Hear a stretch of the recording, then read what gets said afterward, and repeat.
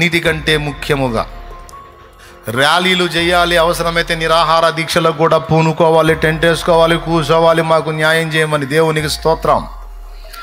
ప్రజలకు సమాధానం ప్రజలకు చెప్పాలి, ప్రభుత్వాలకు చెప్పాలి, మన విన్నపాలు సమాజానికి తెలియజేయాలి, అండ్ ప్రభుత్వాలకు కూడా తెలియజేయాలి. తప్పు లేదు.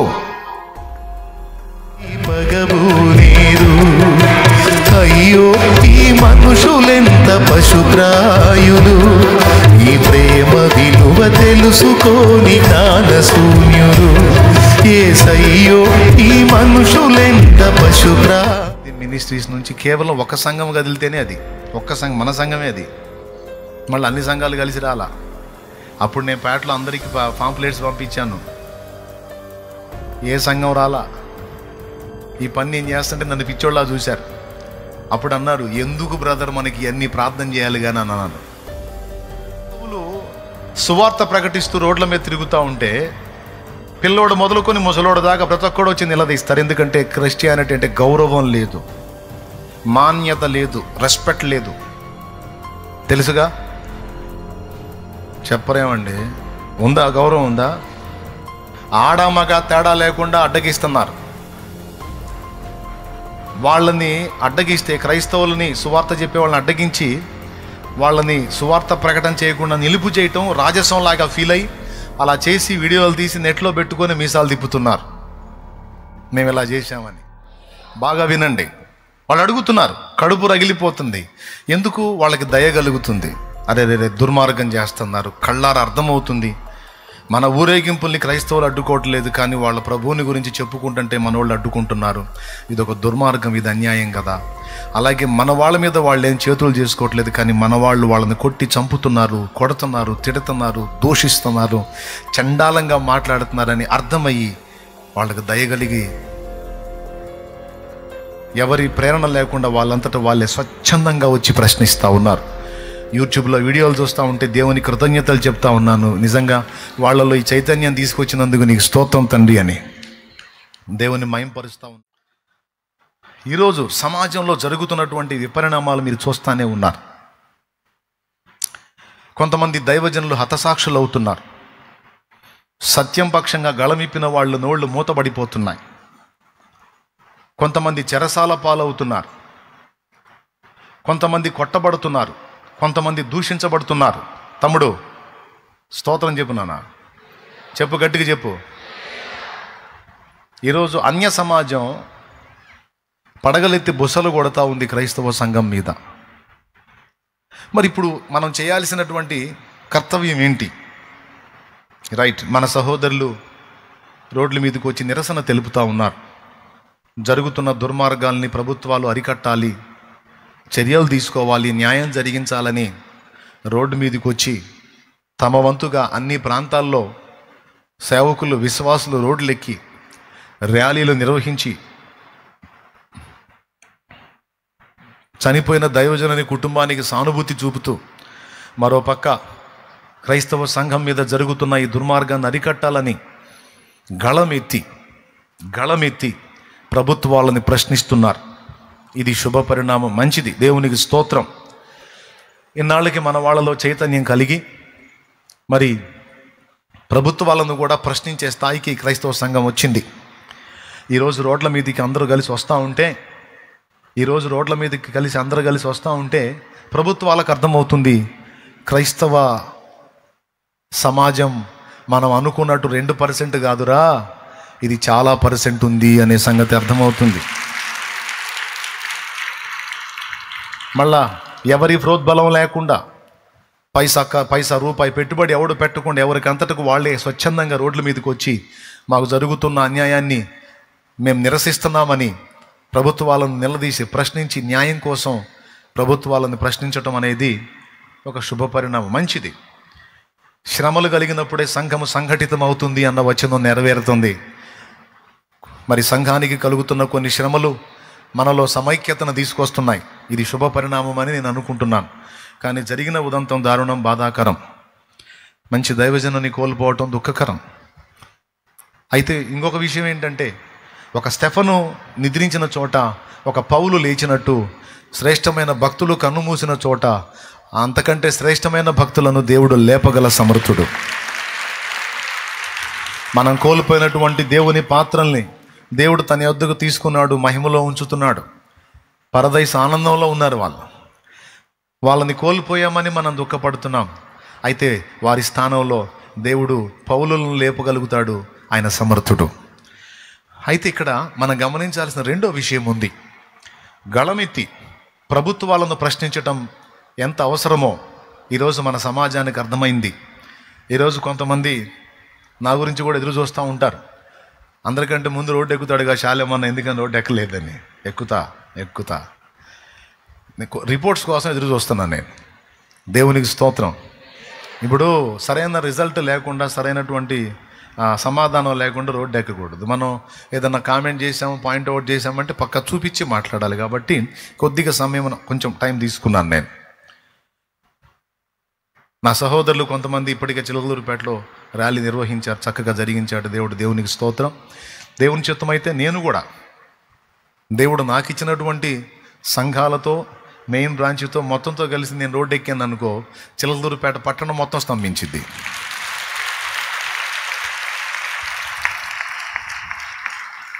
అది నాకేం కొత్త కాదు. ఆల్రెడీ నేను ఈ పని చేస్తున్నాను. కొంతమంది నన్ను అనుకోవచ్చు, శాలేమన్న బయటికి రాడేందని. నేను చెప్తున్నాను, కొంచెం నా వీడియోస్ ఉంటాయి యూట్యూబ్లో అప్లోడ్ చేయబడి, కొద్దిగా వెనక్కి వెళ్ళి చూడండి.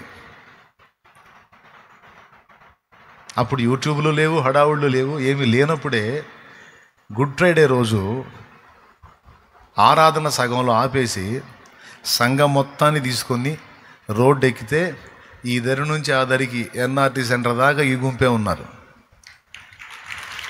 మన గుంపే ఉన్నారు. ఏది అప్పుడు సంఘాన్ని, ఇప్పుడు సంఘం తీసుకొని రోడ్డు ఎక్కే మనకు అదే చెబుతుంది. ఈ దరి నుంచి గడియార ఇక్కడికి మొదలు పెడితే గడియార ఆ చుట్టూ సౌత్రా సెంటర్ మొత్తం ఉంటుంది. సేవకులు సంఘాలతో సహా వచ్చి దిగుతారు మనం ర్యాలీ చేద్దామంటే. అయితే ఈసారి నేను ఇంకొక పని కూడా ఆలోచన చేస్తూ ఉన్నాను. ఈ దుర్మార్గాలు ఇలానే కొనసాగితే వేరే ఆలోచనలు కూడా నాకున్నాయి. ఈసారి ఒట్టి ర్యాలీలు కాదు, అవసరమైతే నిరాహార దీక్షలుగా పూనుకుంటాం, టెంట్ వేసుకొని కూర్చుంటాం. న్యాయం జరగాలి, ఆ పని కూడా పూనుకుంటాం. మరి ప్రభుత్వాల దృష్టికి పోయి అవి సీరియస్గా తీసుకొని మరి క్రైస్తవ్యాన్ని దూషిస్తూ, యేసు ప్రభుని నానా మాటలంటూ, మరియమ్మ తల్లిని దూషిస్తూ, మరి భయంకరంగా విచ్చలవిడిగా వాళ్ళకి ఇష్టం వచ్చినట్టు మాట్లాడుతూ ఉన్నారు. మరి వాళ్ళనే అదుపు చేయలేదు, వాళ్ళనేం కట్టడి చేయలేదు, వాళ్ళనేం బంధించలేదు.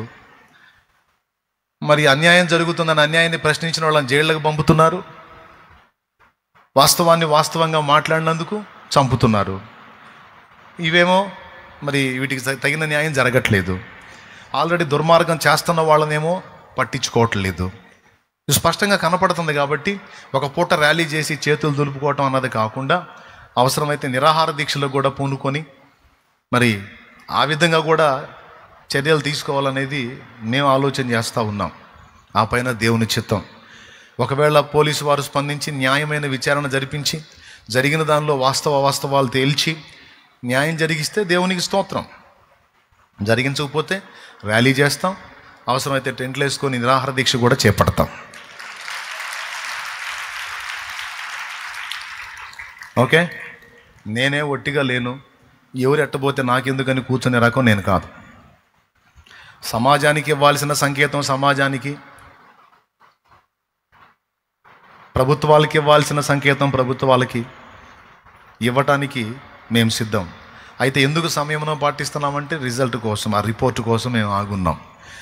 సో అది కాలయాపన జరుగుతుంది, చూద్దాం. ఈ రెండింటికంటే ముఖ్యంగా అసలు పాయింట్కి వస్తున్న, జాగ్రత్తగా వినండి. ఇవి అవసరమే. ఇవి చేసి రోడ్డు మీదకి వచ్చి ప్రశ్నించిన వారిని నేను ప్రోత్సహిస్తున్నా, సంతోషిస్తున్నా, దేవుని మయంపరుస్తున్నా. ఎందుకంటే ప్రశ్నించడం తప్పు కాదు. పౌలు కూడా ప్రశ్నించాడు, యేసయ్య కూడా ప్రశ్నించాడు. ఇన్ని కార్యములను చేసి తిని ఏ కార్యం నిమిత్తము నన్ను రాళ్లతో కొడుతున్నారు అని అడిగాడు. నేను రాళ్లతో కొట్టి చంపుతామన్నారు కదా, ఇన్ని మంచి కార్యములు చేసి తినే కదా, ఏ కార్యం నిమిత్తం నన్ను రాళ్లతో కొట్టుదురు అని ప్రభువు ప్రశ్నించాడు. పౌలు కూడా కేసు విచారణ చేయకుండా, నేరం రుజువు కాకుండానే రోమీయుడైన ఒక పౌరుని మీరు శిక్షిస్తారా? ఈ హక్కు మీకు ఎవడిచ్చాడు? నన్ను ఎందుకు అట్లా చేశారు? చెరసాల నాయకుడు మీరు పోండి అంటే నేను పోను. నువ్వు రక్షణ పొందావు, నువ్వు బాప్తీసం పొందావు, నువ్వు సర్దుకో. మమ్మల్ని ఇక్కడికి తీసుకొచ్చి బంధించి కొట్టిన వాళ్ళ సంగతి మేము తెలుసుకోవాలి అన్నాడు పౌలు. ప్రశ్నించడం తప్పు కాదు. ఓకే. 2, సమాజానికి తెలియాలి జరుగుతున్న దుర్మార్గం, ప్రభుత్వానికి కూడా తెలియాలి. దానికోసం మనం ఎలాంటి చర్యలు శాంతియుతంగా, ఎవరి మీద దాడులు చేయకుండా, పరమత దూషణ చేయకుండా, ఎలాంటి ఆస్తి, ప్రజాధనం, ప్రభుత్వధనం నష్టపుచ్చకుండా శాంతియుతంగా మనం చేస్తున్నటువంటి చర్యలు ఇప్పటికే ప్రభుత్వం చూస్తూ ఉంది. ఇదే వేరే మతాలకు చెందిన వాళ్ళకి ఎలాంటి దుర్మార్గం జరుగుంటే అది ఎంత భయంకరంగా అయిపోయేదో మీకు తెలుసు.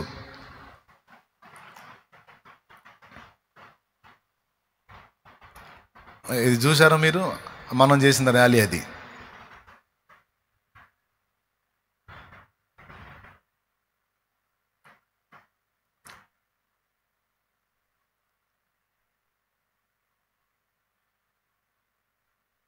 మంచి వేసవి అయినా సరే రోడ్లెక్కి బిడ్డలు కష్టపడ్డారు. అయితే ఇక్కడ పాయింట్ గమనిద్దాం. ఇప్పుడు ప్రభుత్వాలకి మనం మన మనవులు చెల్లిద్దాం, చెప్దాం, ప్రజలకు కూడా మన స్వాప చూపిద్దాం, తప్పులేదు. కానీ సమాజములో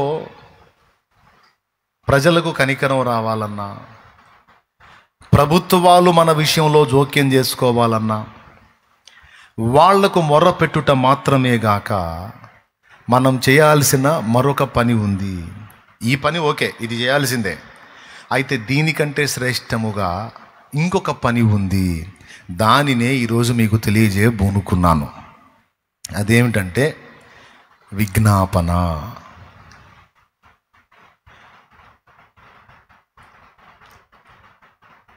చూడండి ఆ జన సందోహం చూడండి. కొన్ని సంవత్సరాల క్రితమే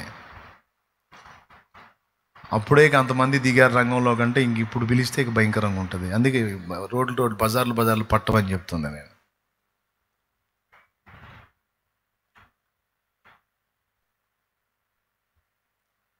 తండ్రి సన్నిధి మినిస్ట్రీస్ నుంచి కేవలం ఒక సంఘం కదిలితేనే అది ఒక్క సంఘం, మన సంఘమే అది. మళ్ళీ అన్ని సంఘాలు కలిసి రాలా. అప్పుడు నేను పేటలో అందరికీ పాంప్లెట్స్ పంపించాను, ఏ సంఘం రాలా. ఈ పని నేను చేస్తుంటే నన్ను పిచ్చోళ్ళ చూశారు. అప్పుడు అన్నారు, ఎందుకు బ్రదర్ మనకి అన్ని ప్రార్థన చేయాలి కానీ అన్నాను. ఆ మాటలు అన్న వాళ్ళందరూ దేవుడి కృపలు ఇప్పుడు రోడ్లు ఎక్కుతున్నారు. అంటే రాబోతున్న పరిస్థితులు ముందే గెస్ట్ చేసి నేను చెప్పాను, చేశాను కూడా. అప్పుడే అంచనా ఉంది నాకు. అప్పుడు నన్ను తప్పుపట్టి నా మీద 2 వారాలు ప్రసంగాలు జరిగినాయి. సంఘాల్లో 2 వారాలు ప్రసంగాలు జరిగినాయి. సేవకుల సెమినార్లో కూడా ప్రసంగాలు చేశారు. నేను చెవులారా విన్నా. ఒక సంఘంలో సేవకుల సెమినార్ పెట్టుకొని ఇట్లా ర్యాలీలు అని అదని ఇదని పిలుస్తూ ఉంటారు, వెళ్ళకూడదు మనం, అట్లాంటి వాటికి వెళ్ళొద్దని జరిగిన ప్రసంగాలు కూడా విన్నాను నేను. సరే, ఎవడొచ్చినా రాకపోయినా జరుగుతున్నటువంటి దుర్మార్గాలను బట్టి నేనైతే నాకు దేవుడిచ్చిన కృపలో నేను చేయాలనుకున్నది చేయకుండా నేను మానుకోను. సరే, పర్యావసానాలు ఏవొచ్చినా నేను అనుభవించడానికి సిద్ధంగా ఉన్నానని ఫిక్స్ అయి రోడ్డు ఎక్కా. నా వంతు ఒక పాట ద్వారానో, మాట ద్వారానో, ర్యాలీ ద్వారానో నేను చేయాల్సింది నేను చేస్తూనే ఉన్నా. అది Tata Asia Leyland, Tata Leyland, అది అశోక్ లైలాండ్. అక్కడ కూర్చున్నాడు చూడు, ఒకడు మాట్లాడుతున్నాడు, వాడే వీడు. దేవునికి స్తోత్రం కలుగును గాక. హల్లెలూయా. 2008లో ఇంత సంఘము లేదు, ఇంత పరిచర్య లేదు. నేను పిలిస్తే రోడ్డు ఎక్కుతారా ఎక్కరా అని బాధ. 2008లో ఒరిస్సాలో క్రైస్తవుల మీద దాడి జరిగింది. దాదాపు 51 మంది క్రైస్తవుల్ని దారుణంగా చంపారు. ఆర్సీఎం నన్స్ని రోమన్ కథోలిక్ మిషన్ నన్స్ని పాడు చేసి చంపారు. ఏడుపు వచ్చింది. సమర్పణ చేసుకున్న స్త్రీలు వాళ్ళని పాడు చేసి చంపారు, ఇళ్లలోనే తగలబెట్టేశారు. ఎందుకు? నక్సల్స్ ఒక స్వామీజీని చంపినందుకు ప్రతీకారంగా ఇది క్రైస్తవులు చేయించారని క్రైస్తవుల్ని అతి దారుణంగా కొట్టి చంపారన్నమాట. 51 మందికి పైచిలుకు. అందులో సేవకులు ఉన్నారు, విశ్వాసులు ఉన్నారు. నెట్లో చెక్ చేస్తే ఇప్పటికి కూడా ఆ వీడియోస్ కొన్ని ఉన్నాయి. 2008లో అప్పుడు ఏం చేయాలి? చిన్న సంఘం, కొద్ది పరిచర్య. ఏం చేయాలా? ఎవరిని పిలిచినా ఎవరు స్పందించాలా? ఒక పాటతో నా నిరసన జరుపుకున్న ఒక పాటతో. తెలుసా మీకు ఆ పాట? యేసయ్యా నీ ప్రేమకు అంతము లేదు, ఈ లోకపు అజ్ఞానులకది అర్థం కాదు. యేసయ్యా నీ ప్రేమకు అంతము లేదు, ఈ లోకపు అజ్ఞానులకది అర్థం కాదు. ప్రేమ చూపిన నిన్ను దూషించేరు, ప్రాణమిచ్చిన నీపై పగబూనేరు.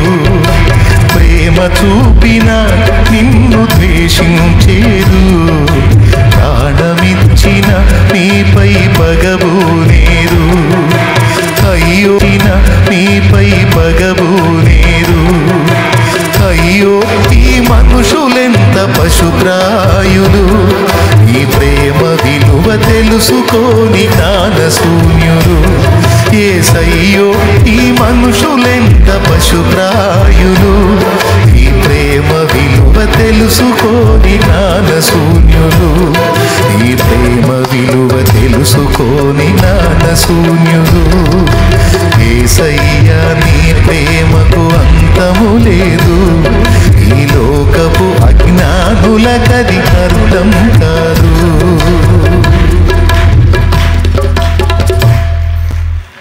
ఏం చేద్దాం? నా బాధ నా పాటలో వెళ్ళబోసుకున్నా. మంచిని చూపిస్తుంటే మతమంటారు, మహిమను చేరే దారిని కనుకుంటారు. మంచిని ప్రకటిస్తుంటే మతమంటారు, మహిమను చేరే దారిని కనుకుంటారు.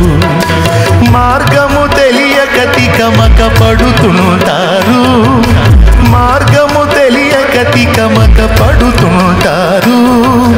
మనసు నిలిపి నీ ప్రేమను తెలుసుకోరు, మనసు నిలిపి నీ ప్రేమను తెలుసుకోరు.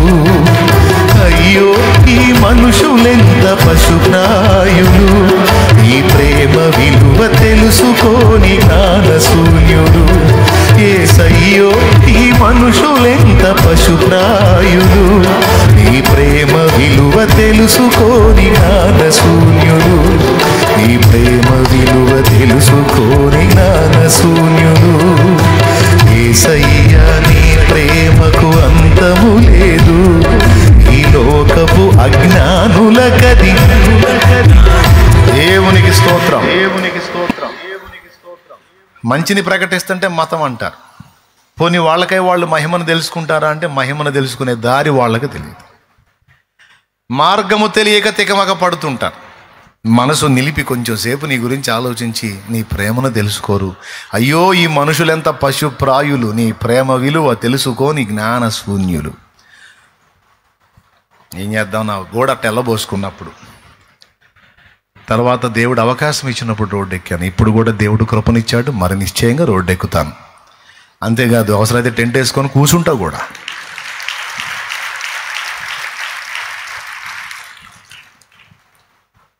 కూర్చుంటాను అవసరమైతే. షాలేము రాజు వెనక్కి తగ్గేవాడు కాదు. అలా అనుకున్నాడు జఫా, అంటే మందారం. దేవునికి స్తోత్రం. అర్థమైందా? హెబ్రీ భాషలో బ్యూటీ. తిట్టు కూడా అందంగా తిట్టుకోవాల్సి వచ్చింది. నేను వెనక్కి తగ్గి నేను సైలెంట్గా కూర్చునే రకం కాదు. దానికి టైం ఉంటుంది. నేను కదలాల్సిన టైం ఒకటి ఉంటుంది. కదలాల్సినప్పుడు నేను కదులుతా. నేను చేయాల్సిన ప్రయత్నం నేను చేస్తా. ఓకే, ఇప్పటిదాకా చేసిన వాళ్ళందరినీ ప్రోత్సహిస్తున్నా, వాళ్ళందరినీ బట్టి దేవుణ్ణి స్తుతిస్తున్నా. ఎందుకంటే ఇన్నాళ్లకు చిత్తశుద్ధి వచ్చింది, కార్యదీక్ష వచ్చింది, ఇన్నాళ్లకు బాధ్యత తెలిసింది. పాపం రోడ్లు ఎక్కుతున్నందుకు దేవునికి కృతజ్ఞతాస్తోత్రాలు. హల్లెలూయా. నన్ను ఎగతాళి చేసిన వాళ్ళందరూ రోడ్లు ఎక్కారు, దేవునికి స్తోత్రం కలుగును గాక. హల్లెలూయా. నా మీద ప్రసంగాలు చేసిన వాళ్ళందరూ రోడ్లు ఎక్కారు. హల్లెలూయా, హల్లెలూయా, స్తోత్రం. ఎక్కాలి, ఇంకా మిగిలిన వాళ్ళు కూడా ఎక్కాలి. ఓకేనా?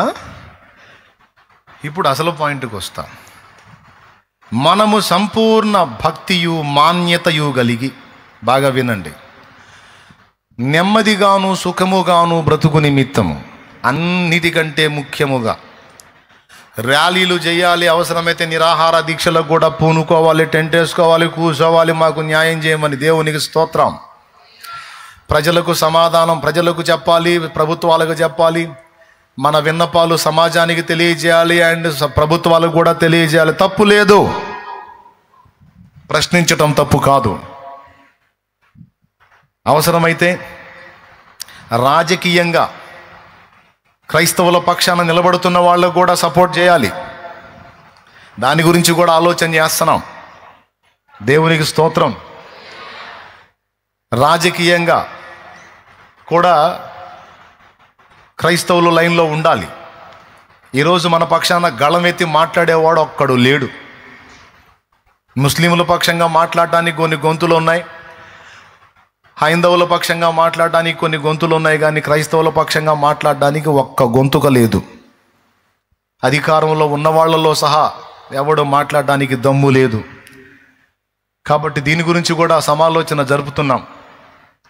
రాజకీయంగా కూడా దేవుని పిల్లల్లో కొంతమంది లైన్లోకి రావాలి. ఆ విషయంలో కూడా కొంత పోరాటం జరగాల్సి ఉంది. దీన్ని కూడా మేము ఆలోచనలోకి తీసుకున్నాం. అయితే ఈ మూడు కొంచెం పక్క నుంచి అసలు సంగతి ఇంకొకటి కూడా మనం ధ్యానిద్దాం ఈరోజు. అదే నీతిమంతుని విజ్ఞాపన. ఏంటిది? నీతిమంతుని విజ్ఞాపన.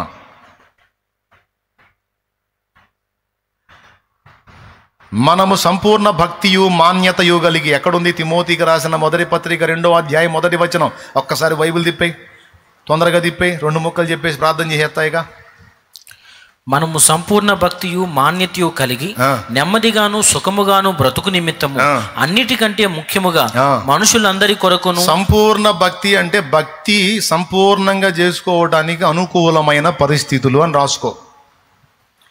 సంపూర్ణ భక్తి అంటే అర్థం ఏమిటంటే, మనం భక్తి చేసుకునేటువంటి విషయాల్లో మందిరం కట్టుకున్నా, ఆల్ నైట్ ప్రేయర్ చేసుకున్నా, ఆరాధన చేసుకున్నా, మనకి ఏ విధమైన అడ్డంకులు లేకుండా స్వేచ్ఛ కావాలి. కానీ కొన్ని చోట్ల ఏం జరుగుతుంది? మందిరాలను అడ్డగిస్తున్నారు, మందిరాలని కూలుస్తున్నారు, ఆరాధనలు నిలిపేస్తున్నారు, బయట సౌండ్ సిస్టాన్ని బ్రేక్ చేస్తున్నారు. మళ్ళీ వాళ్ళు ఎన్నన్నా పెట్టవచ్చు, వాళ్ళు వారాలు నెలలు పెట్టవచ్చు, ఎవడు మాట్లాడడానికి లేదు. కానీ చర్చిలో నుంచి వచ్చేది మాత్రం బ్రేక్ చేయాలి. దానికి అన్నీ వర్తిస్తాయి. ఏం చేద్దాం? అట్లా అయిపోయింది పరిస్థితి.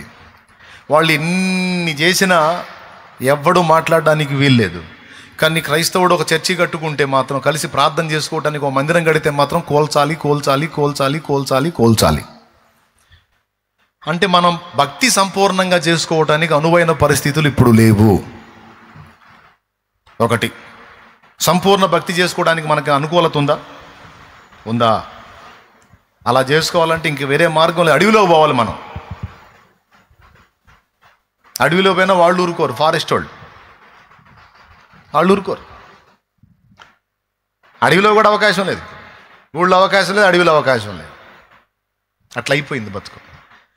సంపూర్ణ భక్తి చేసుకోవాలన్నా, అమ్మాయి వినండి రా తల్లి, మీకు దండం పెడతా, వినండి నాయన, మీరు కూడా వినండి. సంపూర్ణ భక్తి అంటే అసంపూర్ణ భక్తి కూడా ఉంది. సంపూర్ణ భక్తి జరగట్లా. సంపూర్ణంగా మనం భక్తి చేసుకోవాలి. ఏ బెదురు, భయము, అదురు లేకుండా, ఒత్తిడి లేకుండా, ప్రెజర్ లేకుండా ప్రశాంతంగా మనం భక్తి అంతా సంపూర్ణంగా చేసుకోవాలంటే, ఒకటి సంపూర్ణ భక్తియు, రెండవది మాన్యత అంటే గౌరవనీయత. సంపూర్ణ భక్తియు మాన్యతయు కలిగి. ఇప్పుడు రోడ్డు మీద ఎవరు ఎన్ని రకాల ఊరేగింపులు చేసుకొని పోతున్నా క్రైస్తవులు అడగరు. ఎందుకు? గౌరవిస్తారు వాళ్ళని.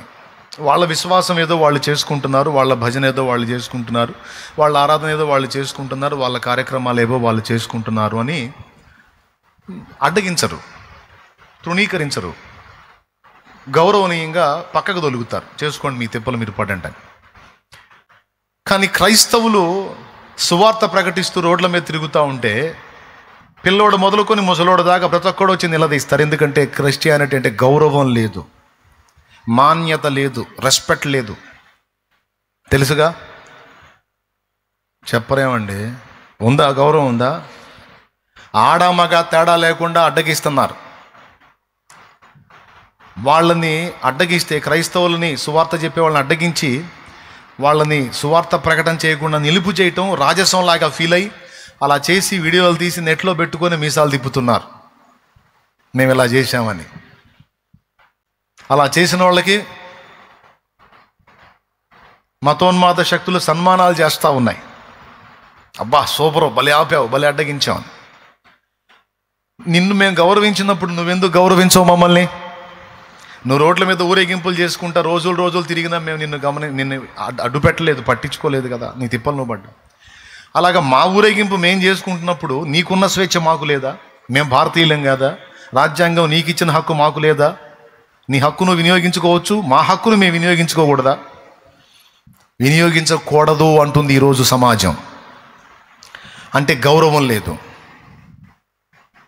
ఒకటి, సంపూర్ణంగా భక్తి చేసుకోవటానికి స్వేచ్ఛ లేదు. రెండవది, క్రైస్తవ్యం అంటే గౌరవం లేదు. మూడవది, నెమ్మది లేదు. నాలుగవది, మనుషులకు కల్పించేటువంటి శోధనల వల్ల సుఖము లేదు. ఈ నాలుగు మనకు రావాలి అంటే దేవుడు మన పక్షమున కదలాలి.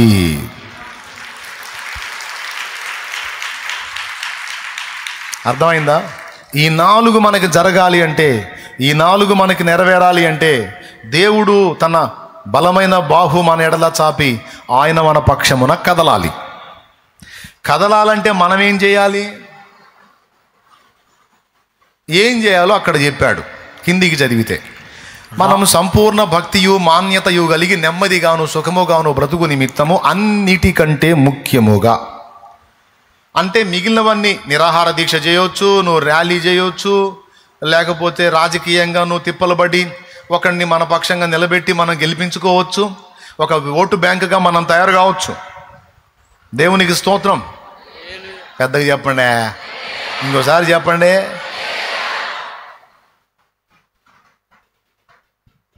ఒక ఓటు బ్యాంకుగా తయారు కావచ్చు. కనీసం ఇంతకుముందు నిర్లక్ష్యంగా ఉన్నారు, ఇప్పుడు జరుగుతున్న పరిణామాలు చూసైనా మీరు జాగ్రత్త పడకపోతే ఎట్లా? ఒరిజినల్ క్రిస్టియన్ అనేవాడల్లా కూడా, నిజమైన క్రైస్తవుడు అనేవాడల్లా కూడా సంఘటితం కావాలి, సమైక్యం కావాలి, ఏక మనసులోకి, ఏక భావంలోనికి, ఏక తాత్పర్యంలోనికి రావాలి. అవసరమైతే మనందరం కలిసి ఒక ఓటు బ్యాంకుగా మారాలి. అప్పుడు ప్రభుత్వాలు దిగొస్తాయి, ప్రభుత్వాలు అప్పుడు విలువనిస్తాయి, అప్పుడు మనకి మాటకు లోబడతాయి. ఈ మూడు ఓకే, నిరాహార దీక్ష ఓకే, ర్యాలీ ఓకే, శాంతి ర్యాలీ. మూడవది, రాజకీయ వ్యవస్థలో కూడా మన ఇన్వాల్వ్మెంట్ ఉండాలి. ఈ మూడు ముఖ్యమైనవే. అయితే అన్నిటికంటే ముఖ్యముగా, ఈ మూడింటికంటే కూడా ముఖ్యముగా, మరి శ్రేష్టముగా మనం చేయాల్సిన 4 పనులు. ఈ 4 సంగతుల కోసం 4 పనులు చేయాలన్నాడు. సమస్యలు 4, సమాధానాలు 4. చదువు. రాజుల కొరకును అధికారులందరి కొరకును విజ్ఞాపనములను. ఏమండి? మనుషులందరి కొరకును అన్నాడు శామ్యూయల్ ముందు. అన్నిటికంటే ముఖ్యముగా మనుషులందరి కొరకు, అది మనుషులందరి కొరకును, రాజుల కొరకును, అధికారులందరి కొరకును విజ్ఞాపనములను 1, ప్రార్థనలను 2, యాచనలను 3, కృతజ్ఞతాస్తుతులను 4 చెయ్యవలెనని హెచ్చరించుచున్నాను అన్నాడు. పైన చెప్పినవన్నీ సమస్యలు 4: సంపూర్ణ భక్తి, మాన్యత, నెమ్మది, సుఖము. అవి 4. కింద చెప్పినటువంటి సమాధానాలని 4: విజ్ఞాపన, ప్రార్థన, యాచన, కృతజ్ఞతాస్తుతి. ఎవరెవరి కోసం? మనుషులందరి కొరకు, రాజుల కొరకు, అధికారులందరి కొరకు. ఇవి మనము చేయాలి అనేది దేవుడు సూచిస్తున్నటువంటి పాఠం, దేవుడు చూపిస్తున్న మార్గం. ఎంతమందికి అర్థమైంది? ఇలాగున మన ప్రార్థన, విజ్ఞాపన, యాచన, కృతజ్ఞతాస్తుతులు మనం దేవునికి చెల్లించినప్పుడు దేవుడు తన బాహువు చాపుతాడు. దేవుడు తన బాహువు చాపినప్పుడు అధికారులలో మార్పు కలుగుతుంది, రాజులలో మార్పు కలుగుతుంది, సమాజంలో ఉన్న మనుషులలో కూడా మార్పు కలుగుతుందండి.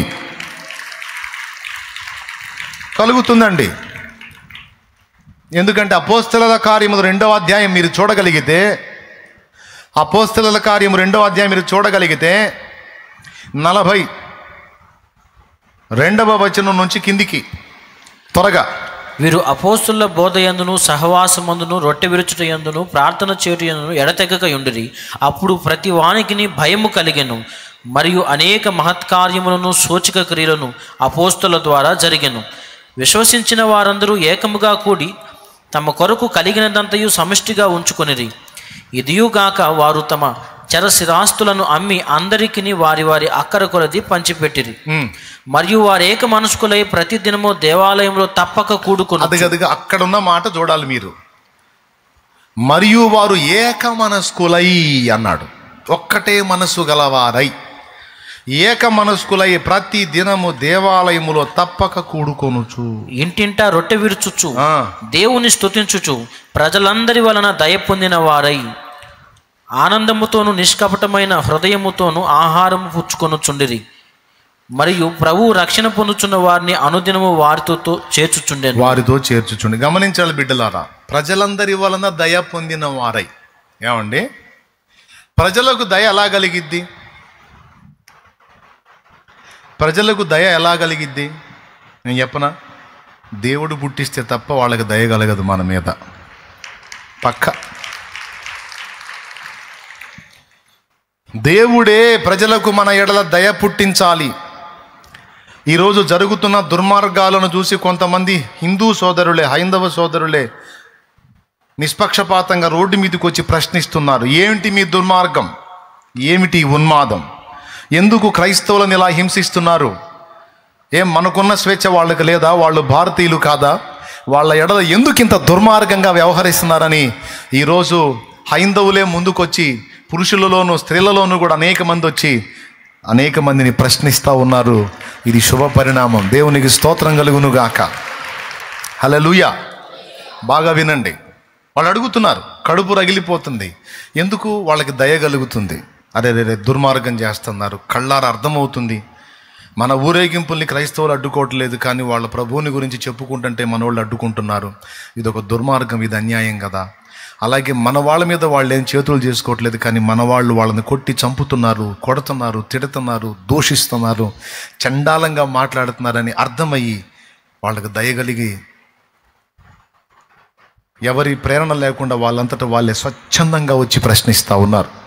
యూట్యూబ్లో వీడియోలు చూస్తూ ఉంటే దేవుని కృతజ్ఞతలు చెప్తా ఉన్నాను. నిజంగా వాళ్ళలో ఈ చైతన్యం తీసుకొచ్చినందుకు నీకు స్తోత్రం తండ్రి అని దేవుని మహింపరుస్తూ ఉన్నాను. ప్రియులారా, ప్రజలకు దయ పుట్టాలి, ప్రజలకు కనికరం రావాలి, రాజులకు అధికారులకు కూడా దయ పుట్టాలి అంటే దేవుడు జోక్యం చేసుకోవాలి. నీ ప్రజల నెమ్మదికై రాజాజ్ఞ మార్చింది నీవేనని, నీ ప్రజల నెమ్మదికై